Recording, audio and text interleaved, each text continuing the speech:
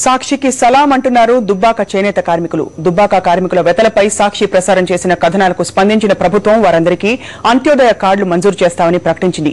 7 నెలల నుంచి సాగుతున్న ఉద్యమం ప్రతి అంశాన్ని ప్రసారం చేసిన సాక్షికి చేనేత కార్మికులు కృతజ్ఞతలు తెలిపారు. స్వయంగా గ్రామస్తులే సాక్షి ప్రతినిధిని వేదికపైకి ఆహ్వానించి కృతజ్ఞతలు తెలిపారు. ప్రత్యేక ప్యాకేజీ సాధనకు మున్ముందు జరిగే ఉద్యమానికి సహకరించాలని కోరారు. ఇప్పటి వరకు సుమారు 125 నేత కార్మికులు ఆత్మహత్యలకు పాల్పడిన నేపథ్యంలో భవిష్యత్తులో ఇవి జరగకుండా ప్రతినబూనాలని కూడా సాక్షి ప్రతినిధి కోరారు.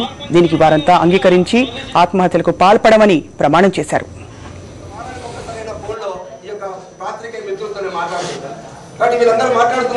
ఈ యొక్క సాక్షి టీవీ స్వదేశీ జాగరణ మంచు చేపట్టినటువంటి సర్వే వల్ల ఈరోజు దుబ్బాకలో 1162 అంత్యోదయ కార్డులు విజయం సాధించింది.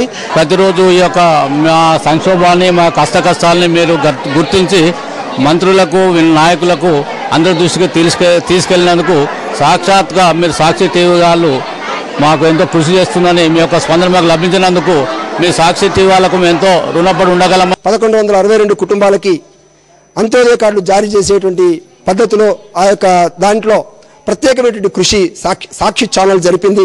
దానికోసం గాను సాక్షి ఛానల్కి చేనేత కార్మికుల పక్షాన మేము అభినందనలు తెలియజేస్తున్నాము. తినవదమంటే తిండికి లేనటువంటి పరిస్థితి, అటువంటి పరిస్థితిలో ఈ సాక్షి టీవీ వారు ఇంటింటికి తిరిగి మా పరిస్థితులని గురించి 1 రోజు 2 రోజులు మా దుబ్బాకలో ఉండి మా పరిస్థితులన్నింటినీ తెలుసుకొని ప్రభుత్వానికి విన్నవించడం జరిగింది. ఎంతో సంతోషంతో ఇంకొక అడుగు ముందుకు వేస్తారనేటువంటి ఉద్దేశంతో మొన్ననే 2 రోజుల కిందనే ఈ జీవోకి సంబంధించిన ఆర్డర్ పైన